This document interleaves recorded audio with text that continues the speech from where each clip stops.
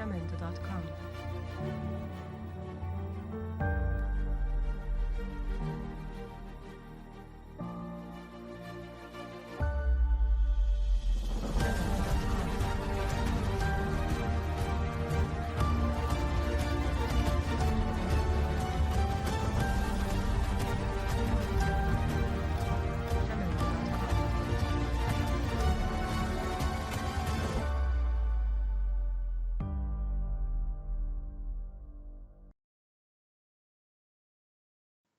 Bienvenidos a una nueva clase flipada de biología.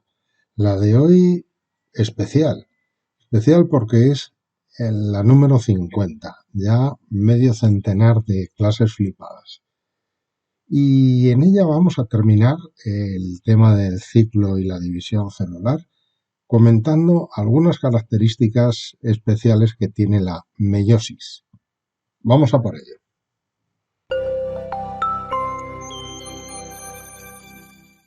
La reproducción sexual tiene mucho que ver con la meiosis, puesto que la producción de los gametos, con la mitad de cromosomas que el resto de células, ocurre durante este proceso celular. Las únicas células de nuestro cuerpo que experimentan este proceso son las llamadas células de la línea germinal, que se encuentran solo en los testículos y en los ovarios. Aunque la mitosis y la meiosis tienen mucho en común, la meiosis tiene tres características únicas: sinapsis, recombinación de homólogos y división reduccional. Después de la duplicación de cromosomas, los cromosomas homólogos se aparean, es decir, se emparejan, en toda su longitud. El proceso que forma estos complejos de homólogos se llama sinapsis. La segunda característica única de la meiosis es que el intercambio genético ocurre entre los cromosomas homólogos mientras están físicamente unidos. El proceso de intercambio que ocurre entre cromosomas apareados se llama sobrecruzamiento. La tercera característica única de la meiosis es la división reduccional. Al final de la meiosis, cada célula contiene solo la mitad de la cantidad original de cromosomas. Debido a que el sobrecruzamiento sucede durante la primera división, las cromátidas hermanas en meiosis II no son siempre idénticas. Al omitirse la duplicación de cromosomas antes de la meiosis II, se producen gametos haploides. Buena parte de la culpa de lo que sucede en la meiosis, de la reducción del número de cromosomas, tiene que ver con lo que sucede en la metafase 1, que a su vez es debido a cómo se produce la profase 1. En la meiosis, los cromosomas están enganchados por un solo centrómero, mientras que en la mitosis están enganchados por dos cinetocoros. Fijaos cómo en la meiosis cada cromosoma está enganchado por un solo cinetocoro. Sin embargo, en la mitosis están enganchados por los dos. Eso es lo que provoca que se separen las cromátidas en la mitosis y que en la metafase 1 no suceda lo mismo.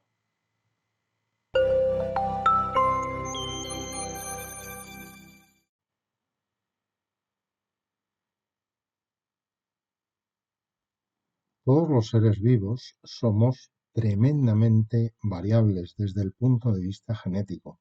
Incluso dentro de una especie, los individuos son muy distintos unos de otros. Toda esta variabilidad genética en buena medida es producida durante la meiosis, debido a tres fenómenos asociados a ella.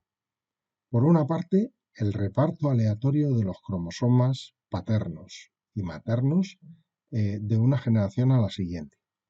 En segundo lugar, por el sobrecruzamiento genético que ocurre durante la profase 1. Y por último, debido a la fecundación al azar, que hace que todos esos gametos variables producidos aleatoriamente, a su vez, se mezclen también aleatoriamente. Durante la metafase 1 de la meiosis, Cada par de homólogos unidos se coloca en la placa metafásica. La orientación de cada par en el uso es aleatoria, con los homólogos maternos y paternos orientados hacia uno de los polos. El número de combinaciones posibles de los cromosomas es 2 elevado al número de pares de cromosomas. En esta hipotética célula con 3 pares existen 8, es decir, 2 elevado a 3 combinaciones posibles. Cada orientación produce gametos con diferentes combinaciones de cromosomas parentales. Bueno, no sé si os parecerán muchas variantes, 8 posibilidades de gametos para esta célula que acabamos de ver, pero pararos a pensar un poco lo que sucede en la especie humana. En la especie humana, n es igual a 23. El número de juegos cromosómicos, el número de pares de cromosomas es 23. Así que 2 elevado a 23 es la cantidad de combinaciones que se pueden producir solo por el reparto aleatorio de los cromosomas. A las variantes que hemos visto antes habría que añadir todas las que se produzcan como consecuencia del sobrecruzamiento.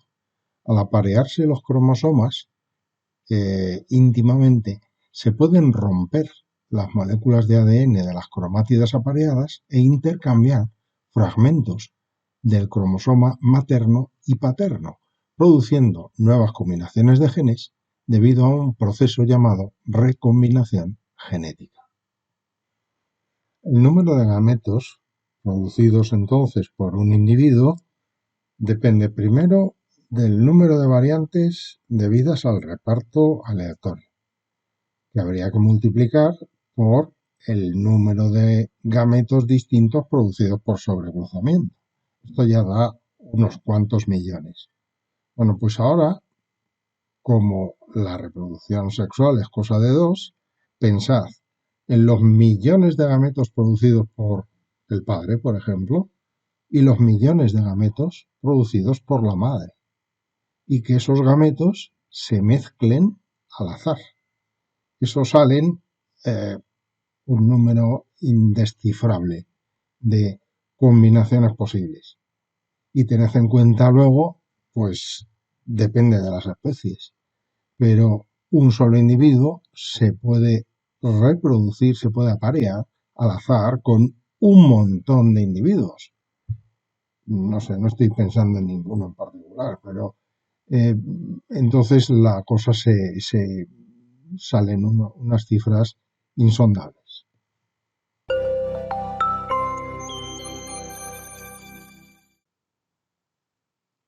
Todas las novedades que presenta la meiosis en comparación con la mitosis se deben sobre todo a la secuencia de eventos o de sucesos que se producen durante la profase 1.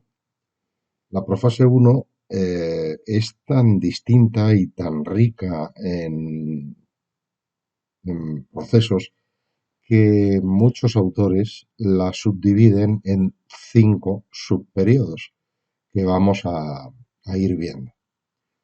El primero de ellos es la leptotena. Bueno, se pueden acabar todos ellos, es un inciso que os hago ya al principio, se pueden acabar en A, o E.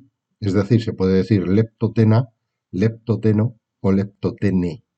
Aunque lo que más se utiliza es terminado en A y en O. Me da igual la que utilicéis, pero terminad todos de la misma manera. Yo lo voy a hacer terminado en A. Bueno, pues la leptotena es el primer periodo en el que los cromosomas se están condensando.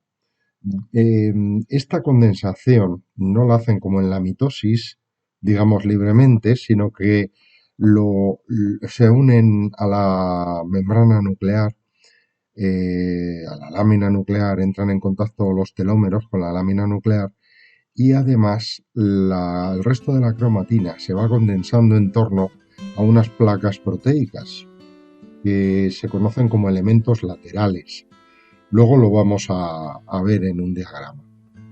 Las dos cromátidas de cada cromosoma se unen estrechamente y mientras fuera del núcleo se está comenzando a formar el huso acromático. La segunda fase es la cigotena. En la cigotena, los cromosomas homólogos se aparean entre sí, originándose en la zona de contacto una estructura denominada complejo sinaptonémico. El complejo sinaptonémico, que podéis ver en esta imagen, está constituido por una placa central densa y elementos laterales que tienen estructura fibrilar. Los elementos laterales, como veis, son como unas vías y la placa central es un nódulo grueso que se desliza, se puede deslizar respecto a las placas centrales.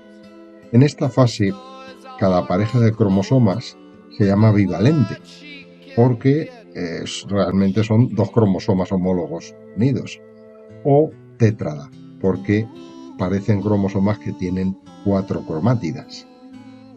El proceso de unión estrecha entre los dos cromosomas homólogos se denomina sinapsis, y en ella cada gen queda enfrentado al gen homólogo del cromosoma complementario. La tercera fase, el tercer periodo, es la paquitena. Una vez completados el apareamiento y la condensación de los cromosomas homólogos, tiene lugar el entrecruzamiento o sobrecruzamiento entre cromátidas no hermanas. Ahora ya se va perdiendo, pero hasta hace no muchos años se utilizaba mucho el anglicismo, el término en inglés crossing over, para referirse al entrecruzamiento o sobrecruzamiento. Ahora parece que nos estamos volviendo más racionales y utilizamos el término en castellano. Los puntos de sobrecruzamiento corresponden a los nódulos de recombinación de los complejos sinaptonémicos formados en la fase anterior y contienen todas las enzimas necesarias para el intercambio de genes entre las cromátidas de los dos cromosomas homólogos. Estas enzimas son endonucleasas, que lo que hacen es cortar el ADN, literalmente son como tijeras para ADN. ADN polimerasa, que lo que hace es fabricar fragmentos de ADN. Y ADN ligasa, que es una proteína, digamos, pegamento. Es una proteína que pega fragmentos de ADN unos con otros. Además, presenta otras proteínas imprescindibles para que se produzca el sobrecruzamiento, pero las realmente importantes son las enzimas que os acabo de comentar. Este proceso implica la ruptura de la doble hélice y los fragmentos que van a ser intercambiados y una posterior fusión en su nueva localización, es decir, se cortan las dos cadenas de ADN, las de las dos cromátidas hermanas, y a continuación se empalman, pero se empalman cruzándolas, es decir, un fragmento de una cromátida se une con el fragmento superior de la segunda cromátida y viceversa, porque claro, al hacerlo entre un par de cromátidas ocurre lo mismo con el par de fragmentos. La cuarta fase es la diplotena. En la diplotena los cromosomas homólogos comienzan a separarse, aunque aún permanecen unidos en aquellos puntos donde ha tenido lugar el sobrecruzamiento. Estos puntos se llaman quiasmas. Se inicia asimismo la desaparición de los complejos sinaptonémicos, que ya han actuado, ya han hecho su papel. La etapa de diploteno es la más larga de la meiosis, ya que puede durar días e incluso años, como en el caso de los ovocitos humanos. En el caso de los ovocitos humanos, para que os hagáis una idea, la meiosis queda detenida hacia el tercer mes de la gestación, es decir, los ovocitos, por tanto estamos hablando de hembras, es decir, en embriones hembra, la meiosis queda detenida justamente aquí y no se va a continuar hasta que se alcanza la pubertad. En la pubertad, cuando se empiezan a a producir las ovulaciones, las meiosis continúan.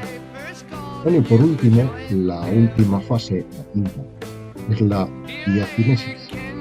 En la diacinesis, los cromosomas aparecen con el máximo grado de condensación y los quiasmas se van desplazando hacia los extremos del equivalente, como si fuera una cremallera.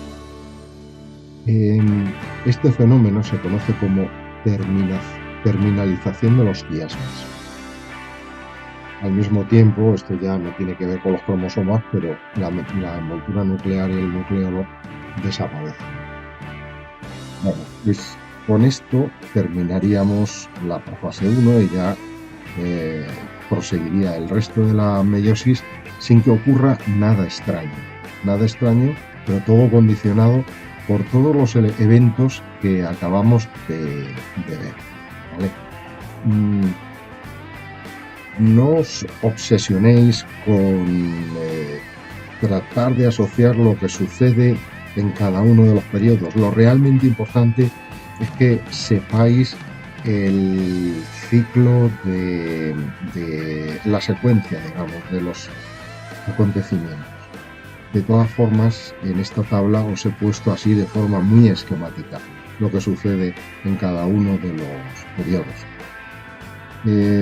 Uno de los retos es tratar de acordarse del orden de los periodos y de su nombre: leptotena, cigotena, paquitena, diplotena y diacinesis. A mí el único recurso que se me ha ocurrido es la siguiente frase para que os intentéis acordar, y es la frase Led Zeppelin doble disco. Tenéis subrayadas las letras iniciales de cada uno de los periodos, pero claro, eso solo resuelve la ordenación. Pues tenéis que saber los nombres: leptotena, cigotena, paquitena, diplotena y diacinesis. Y como nada es casual, habéis estado escuchando como música de fondo uno de los temas más importantes del grupo Led Zeppelin, que se titula Starway to Heaven.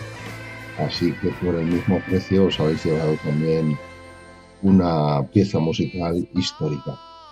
Y como insisto, no hay nada casual, fijaos que las letras aparecen en rojo y blanco.